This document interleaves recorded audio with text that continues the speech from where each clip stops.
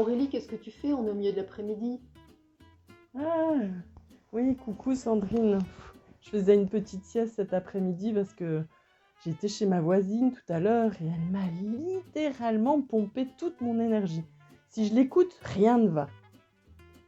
Ne m'en parle pas. Certaines relations sont épuisantes. Le tout est de les repérer et ne pas tomber dans le triangle dramatique dont nous avions parlé il y a quelques jours. Oui, moi je reconnais en tout cas directement maintenant ces situations en fonction de ce que je ressens à l'intérieur de mon corps. Mon corps parle en fait. Par exemple, quand je suis complètement vidée, fatiguée comme aujourd'hui, c'est un signe. Et parfois, j'ai même une oppression au niveau de la poitrine, du plexus solaire. C'est un autre signe. En effet, Aurélie, le corps parle. Mais d'autres critères peuvent aussi intervenir dans cette relation. Est-ce que je me sens libre d'exprimer mes pensées dans cette relation? Est-ce que j'ose contredire la personne? Est-ce que je me sens alignée à mes valeurs dans cette relation? Est-ce que je me culpabilise? Oui, Sandrine, mais il ne faut pas perdre de vue que l'être humain est un être social avant tout. Il vit pour créer des liens, il vit pour être en contact avec l'autre. Pour moi, c'est vital le lien. Mais pourtant, parfois, il m'épuise. Oui, tout à fait. L'être humain a besoin de relations. Au point où il est capable parfois de créer des liens de mauvaise qualité plutôt que de ne pas créer de liens du tout. Et c'est là que ça devient dysfonctionnel en fait. Un lien de dépendance s'installe. Ici, la voisine, elle est un peu inoffensive en fait. C'est à moi de doser les discussions avec elle pour pas avoir une trop grosse dose de fatigue. Mais je sais qu'il y a certaines relations, elles, qui peuvent être plus dangereuses pour son équilibre psychique. Dans ce cas, on parle de relations toxiques. Ce sont de véritables cancers émotionnels. Ces relations nous tirent vers le bas et l'on se sent vampirisé. Cela peut jouer sur notre confiance en soi et on peut perdre pied. Ah ouais, j'ai connu ça dans mon ancien boulot. La personne était contrôlante, parfois même agressive quand on ne faisait pas ce qu'elle voulait. Elle critiquait ouvertement ses collègues, elle changeait d'avis sans prévenir et elle ne tenait aucunement en compte notre avis. Dis-moi Aurélie, est-ce que cette situation toxique s'est installée tout de suite? Non, ça a été progressif.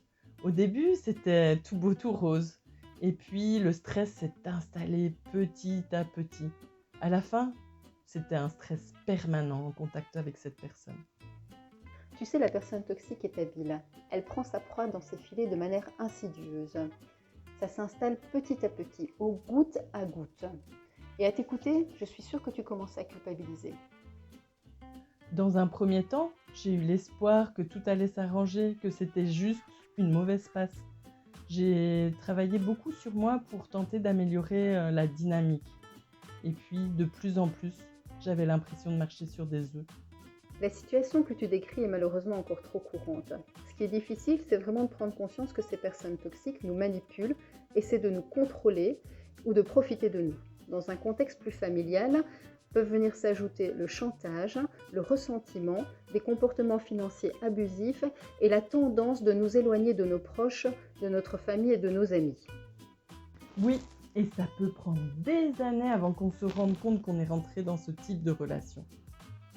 Au moment où j'ai compris qu'elle ne changerait pas, alors j'ai décidé pour me respecter de chercher un nouveau job. Et merci l'univers, cela a été très très vite. C'est génial, tu t'es respecté et tu as posé tes limites. Ce type de relation nous amène parfois à accepter des choses inacceptables pour le bénéfice du lien et par peur de la carence affective. Mais pourtant, ce lien nous blesse et altère notre personnalité. C'est comme si c'était un lien barbelé. Le maintenir, ça fait saigner. Oui, les partages ne sont pas sains. Il y a une tension perpétuelle qui s'installe. C'est un peu comme un cycle. Il y a d'abord une phase où tout va bien, puis une phase de tension, puis une phase de crise, puis une phase de justification, et puis de nouveau tout va bien. Ça épuise. À l'inverse, il y a des relations qui sont nourrissantes. On se sent juste bien, c'est naturel. On se sent grandir avec le lien, on se sent aimé. Les échanges sont riches et cela donne de l'énergie. Comme je le dis toujours, 1 + 1 est supérieur à 2. Oui, ce type de relation est à privilégier. Néanmoins, parfois, on ne prend pas conscience que ces relations sont précieuses et on n'en prend pas soin ou on ne les entretient pas. Dit Sandrine. Un troisième type de relation serait la relation neutre, sans engagement, saine quoi, basée uniquement sur le respect. Mais le tout, c'est de faire le tri dans toutes ces relations, hein. Oui, tout à fait, mais gardons à l'esprit qu'une personne toxique pour soi ne l'est pas forcément pour quelqu'un d'autre. Notre propre comportement est également important à observer.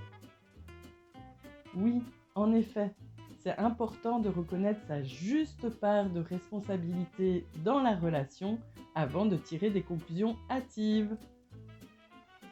Un exercice intéressant à faire est de mesurer l'énergie de nos relations. Quelles sont les relations qui nous apportent de l'énergie positive, qui nous enrichissent par leur présence, et quelles sont les relations qui absorbent notre énergie et nous vampirisent. C'est un premier baromètre, mais un indice intéressant à approfondir. Hé Sandrine, c'est pas si compliqué en fait de détecter des relations toxiques.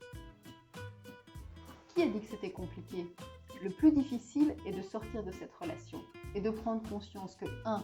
Le temps n'arrangera pas les choses et la situation n'a faire que s'empirer. 2. Il est impossible de changer une personne toxique. Et 3. Vous êtes responsable de votre bonheur.